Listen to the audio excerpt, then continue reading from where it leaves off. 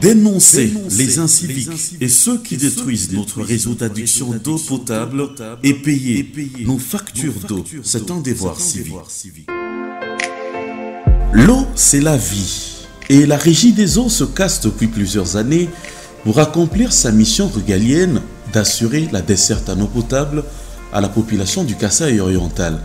Elle tente de rendre disponible l'eau salubre en quantité suffisante pour ainsi favoriser l'hygiène essentielle pour prévenir les maladies diarrhéiques, les infections respiratoires aiguës et de nombreuses maladies tropicales négligées.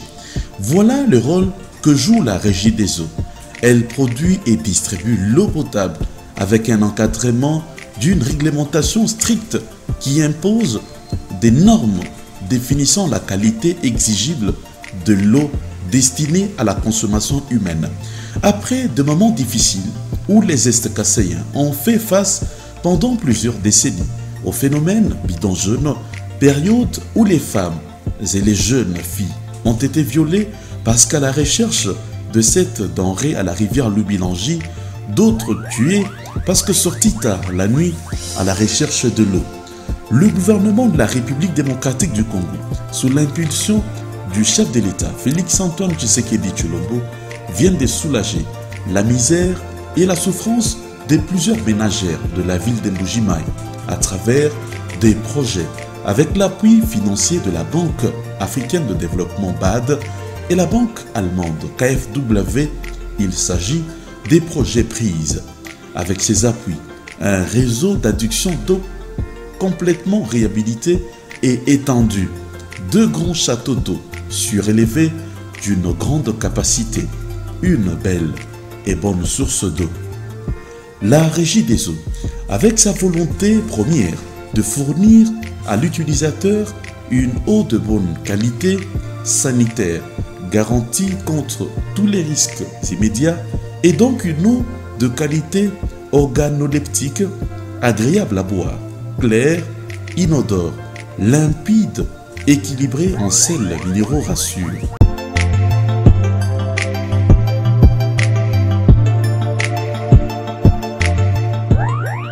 Eh bien, nous avons participé dans plusieurs réunions avec les comités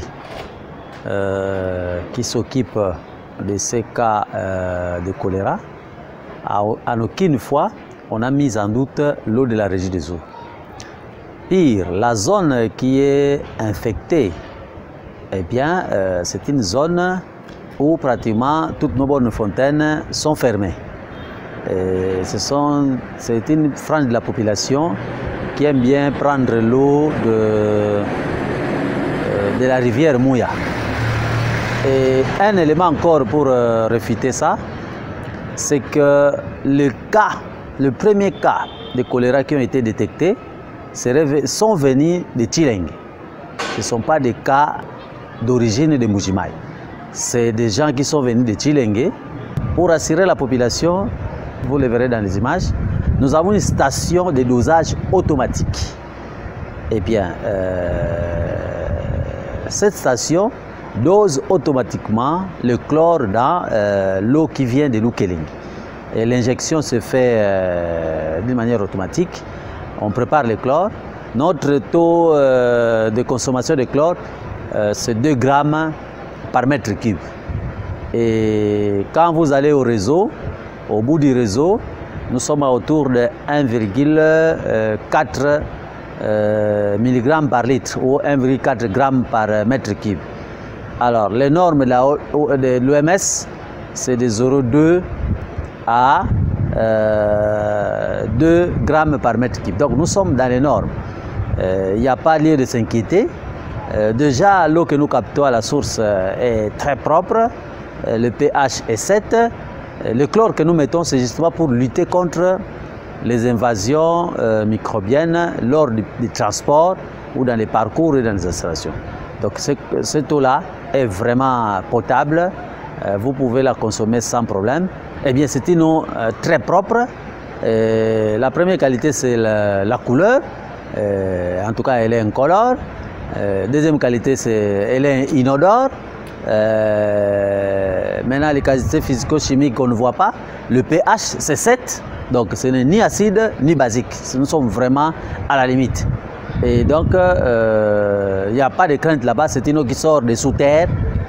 On ne prend pas l'eau de la rivière, c'est une eau qui sort de la roche.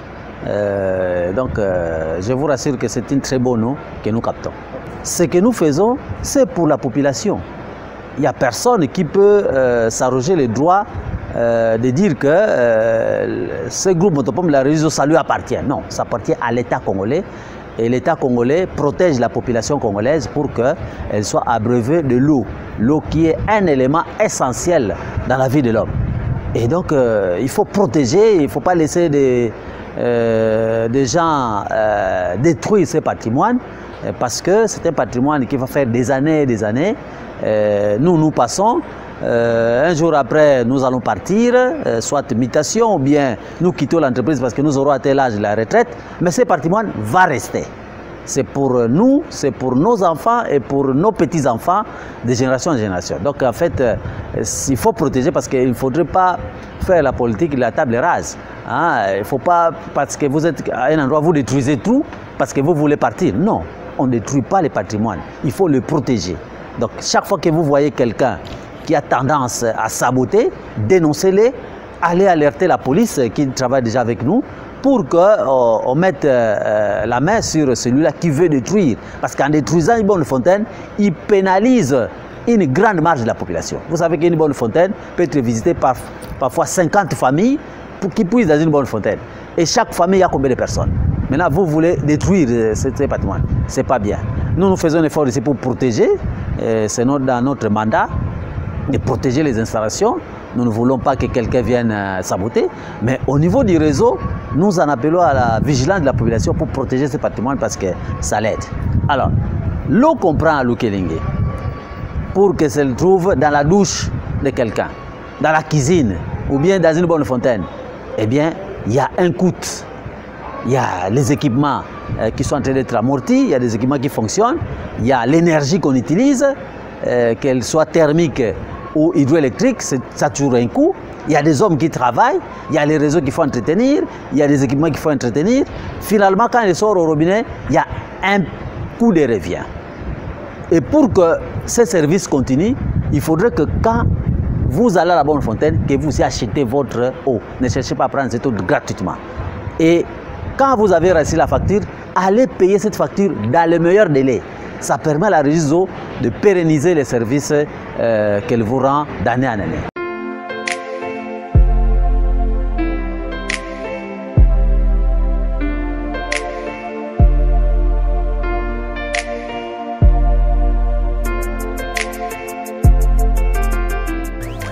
La population témoigne.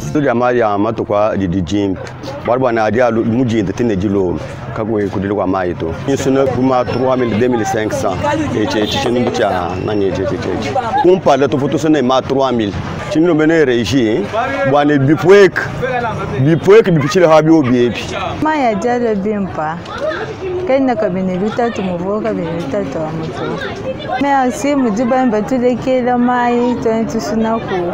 Le président m'a appelé Chamsan. Bois le 4 mai, ne tue qu'à l'animal modèle. Tu venais le travail. Bois Chidi, moi, les appelés. Bois confirmer nos débats à Chaboucha.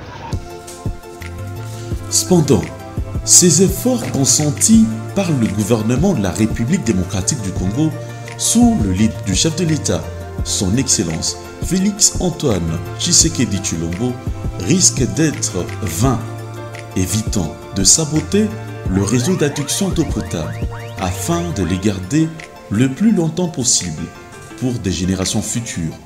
Voyons ce qui se passe aujourd'hui, que des bornes fontaines sabotées par le vol des robinets, la tuyauterie endommagée, souvent trouée pour avoir de l'eau à côté de la maison, laissant ainsi l'eau couler à travers les rues, avec comme conséquence le ravinement.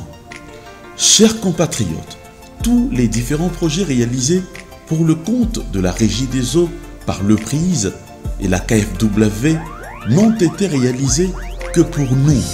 C'est bien pour notre bien. Protégeons leurs acquis notamment les infrastructures d'adduction d'eau potable. N'oublions pas que pendant plusieurs décennies, nous avons fait face au phénomène bidon jaune. N'oublions pas la souffrance et autres calvaires des ménagères de notre ville. N'oublions surtout pas nos sœurs, nos mamans, décédées à Rivière-le-Bilangy par noyade. Dénoncez les inciviques et ceux qui détruisent notre réseau d'adduction d'eau potable et payer nos factures d'eau. C'est un devoir civique. Beatmaker.